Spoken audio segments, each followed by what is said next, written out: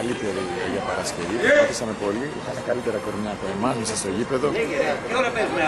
Πιο δυνατή στην πρώτη μπάλα. Δυστυχώς χάσαμε. Προσπαθήσαμε να κάνουμε 2 ευκαιρίες. Δεν μας βγήκαν. Αυτοί βγήκαν 2 φορές στην κόντρα. Τελειώσαν το σκορ. Ήταν ένα παιχνίδι πρώτου-δεύτερου. Ήταν πολύ καλύτερη. Δυστυχώς αυτά έχει το ποδόσφαιρο. Να είσαι καλά.